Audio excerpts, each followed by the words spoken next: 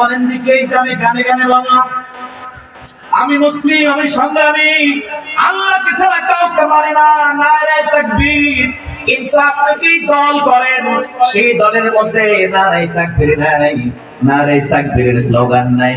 সেই দলের শুরুতে আছে জালো রে জালো।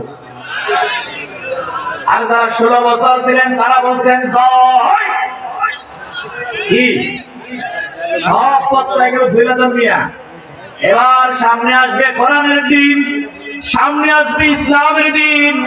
সামনে যদি কোনো বিজয় বাংলাদেশে হয়, সেই বিজয় হবে লাল সবুজের পতাকার পাশাপাশি আল্লাহর কোরআনের বিধান, আল্লাহর বিধান কোরআনের জয়, ইসলামের জয়। কথা বলেন ঠিক কিনা? সেই জয় এবং বিজয় ছিনিয়ে আনার জন্য আর সাগর রক্তের যদি প্রয়োজন হয়, ও মুসলমান দিতে রাজি আছো কিনা? হাত তুলে দেখো।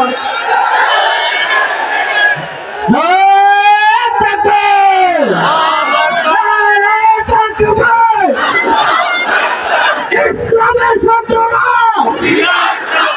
হুঁশিয়ার সাবধান, আসরের আলো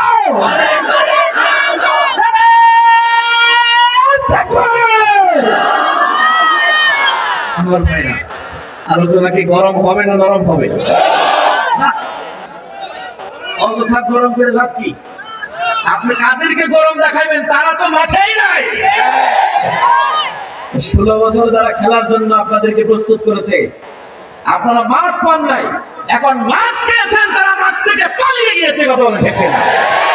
গরমের দরকার, গরম কেন মনে করবেন? আপনি সব ঠান্ডা গোটা বাংলাদেশ, খুঁজে কোনো গরম খেলোয়াড় আপনি পাবেন না। অযথা গরম হয়ে লাভ নাই। ঠান্ডা মাথায় আমরা সামনে কাজ করব। একেবারে 71 থেকে 24 পর্যন্ত আমাদের সব দেখা শেষ। এবার হবে লাল সবুজের সোনার কোরআনের বাংলাদেশ। সোনা মানে ঠিক না? এটা কি এমনি